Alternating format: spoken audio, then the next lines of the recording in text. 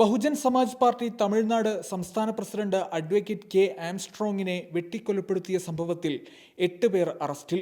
അരക്കോട്ട് സുരേഷ് എന്ന ഗുണ്ടയെ കൊലപ്പെടുത്തിയതിന്റെ പക വീട്ടാനാണ് ആംസ്ട്രോങ്ങിനെ കൊലപ്പെടുത്തിയതെന്നാണ് പോലീസ് നൽകിയ വിവരം.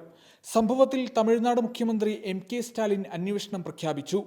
ആംസ്ട്രോങ്ങിന്റെ കൊലപാതകം ഞെട്ടിപ്പിക്കുന്നതും അങ്ങേയറ്റം ദുഃഖകരവുമാണ്. കൊലപാതകത്തിൽ ഉൾപ്പെട്ടവരെ ഒറ്റ രാത്രി കൊണ്ട് പോലീസ് അറസ്റ്റ് ചെയ്തിട്ടുണ്ട്. ആംസ്ട്രോങ്ങിന്റെ പാർട്ടി അംഗങ്ങൾ, കുടുംബാംഗങ്ങൾ, ബന്ധുക്കൾ, സുഹൃത്തുക്കൾ എന്നിവരുടെ ദുഃഖത്തിൽ പങ്കുചേരുകയും അനുശോചനം അറിയിക്കാനും ആഗ്രഹിക്കുന്നു. കേസ് വേഗത്തിലാക്കാനും കുറ്റവാളികളെ നിയമപ്രകാരം നിയമത്തിനു മുന്നിൽ കൊണ്ടുവരാനും പോലീസ് ഉദ്യോഗസ്ഥരോട് ഉത്തരവിട്ടിട്ടുണ്ടെന്ന് അദ്ദേഹം എക്സിൽ കുറിച്ചു.